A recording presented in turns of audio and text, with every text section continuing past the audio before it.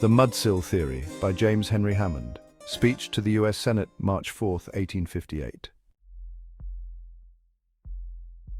In all social systems, there must be a class to do the menial duties, to perform the drudgery of life, that is, a class requiring but a low order of intellect and but little skill. Its requisites are vigor, docility, fidelity. Such a class you must have, or you would not have that other class which leads progress, civilization, and refinement.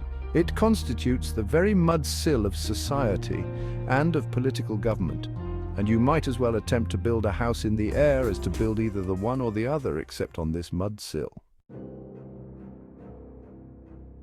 Fortunately for the South, she found a race adapted to that purpose to her hand. A race inferior to her own, but eminently qualified in temper, in vigor, in docility, in capacity to stand the climate, to answer all her purposes.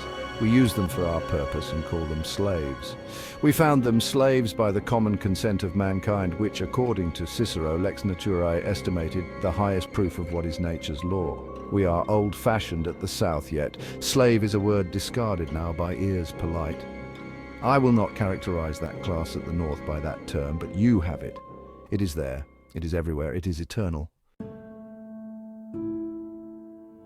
The senator from New York said yesterday that the whole world had abolished slavery. Aye, the name, but not the thing. All the powers of the earth cannot abolish that. God only can do it when he repeals the fiat, the poor ye always have with you. For the man who lives by daily labor, and scarcely lives at that, and who has to put out his labor in the market, and take the best he can get for it. In short, your whole hireling class of manual laborers and operatives, as you call them, are essentially slaves. The difference between us is that our slaves are hired for life and well compensated. There is no starvation, no begging, no want of employment among our people, and not too much employment either. Yours are hired by the day, not cared for, and scantily compensated, which may be proved in the most painful manner, at any hour, in any street, in any of your large towns.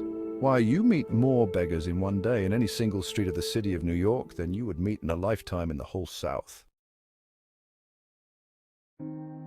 We do not think that whites should be slaves, either by law or necessity. Our slaves are black, of another and inferior race. The status in which we have placed them is an elevation. They are elevated from the condition in which God first created them by being made our slaves. None of that race on the whole face of the globe can be compared with the slaves of the South. They are happy, content, unaspiring, and utterly incapable from intellectual weakness ever to give us any trouble by their aspirations. Yours are white, of your own race, you are brothers of one blood. They are your equals in natural endowment of intellect, and they feel galled by their degradation. Our slaves do not vote, we give them no political power. Yours do vote, and being the majority, they are the depositories of all your political power. If they knew the tremendous secret that the ballot box is stronger than an army with banners and could combine, where would you be? Your society would be reconstructed, your government overthrown, your property divided, not as they have mistakenly attempted to initiate such proceedings by meeting in parks with arms in their hands, but by the quiet process of the ballot box. You have been making war upon us to our very hearthstones. How would you like for us to send lecturers and agitators north to teach these people this, to aid in combining and to lead them?